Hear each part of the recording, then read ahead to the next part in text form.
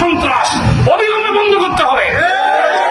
সন্ত্রাসের বিরুদ্ধে, এই অবৈধ চাঁদাবাজির বিরুদ্ধে প্রতিদিন লক্ষ লক্ষ টাকা চাঁদা উঠতেছে, এখানে টোল উঠতেছে, সেই টাকার ভাগাভাগি কোথায় হয়? দুর্নীতি দমন কমিশনকে আমরা আহ্বান জানাবো, এই টাকার ভাগ কে কে পায় তাদেরকে চিহ্নিত করে অবিলম্বে তাদের আইনের আওতায় আনতে হবে। আমরা অবিলম্বে বিলম্বে যদি টোল বন্ধ করা না হয় আমরা দুর্বার আন্দোলন গড়ে তুলব। আমার বাচ্চা যদি স্কুলে যেতে হয়, আমার স্ত্রী যদি বাজার করতে যেতে হয়, তাহলে আমাকে দিনে যদি 4 বার 5 বার 6 বার টোল দিতে হয়, প্রায় 1000 টাকা যদি আমাকে ডেলি টোল দিতে হয়, তাহলে মাসে কত, বছরে কত? এই জন্য এই টোলের অত্যাচারের কারণে এখানে নগর সম্প্রসারণ থমকে দাঁড়িয়েছে। দক্ষিণ চট্টগ্রামের শহর এক্সপ্যান্ড করতে পারছে না, যার কারণে সংকুচিত হয়েছে চট্টগ্রাম মহানগরী। চট্টগ্রাম মহানগরীতে এখন বসবাসের অনুপযুক্ত ইট পাথরের নগরীতে পরিণত হয়েছে।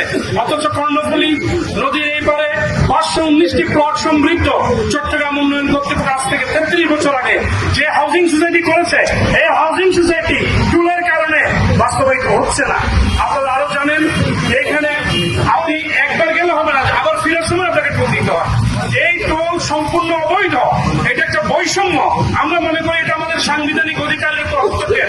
ফোরকান ভাই বলেছেন, আমরা যারা গাড়ি নিয়ে যাওয়া আসা করি প্রতি বছর আমাদেরকে 30 থেকে 35 হাজার টাকা ট্যাক্স দিতে হয়। একটা দেশে একটা গাড়ির উপর কয়বার ট্যাক্স দেবেন? পৃথিবীর কোথাও লজিক নাই যে টোল, যে নদী শহরের ভিতরে যদি নদী থাকে সেই নদী পারাপারের জন্য কোনো টোল দেওয়ার বিধান কোথাও নাই। আমাদের প্রতিবেশী হাওড়া ব্রিজ দেখেন ভারতের, সেখানে কোনো টোল নেই। লন্ডনে যান, নিউ ইয়র্কে যান, পৃথিবীর বিভিন্ন বড় বড় শহরের ভিতর যেগুলো ব্রিজ আছে সেখানে কোনো টোল নাই। আমাদের উপর যে জুলুম করা হচ্ছে টোলের নামে, এই টোল সন্ত্রাস অবিলম্বে বন্ধ করতে হবে। সন্ত্রাসের বিরুদ্ধে, এই অবৈধ চাঁদাবাজির বিরুদ্ধে প্রতিদিন লক্ষ লক্ষ টাকা চাঁদা উঠতেছে, এখানে টোল উঠতেছে, সেই টাকার ভাগাভাগি কোথায় হয়? দুর্নীতি দমন কমিশনকে আমরা আহ্বান জানাবো, এই টাকার ভাগ কে কে পায় তাদেরকে চিহ্নিত করে অবিলম্বে তাদের আইনের আওতায় আনতে হবে।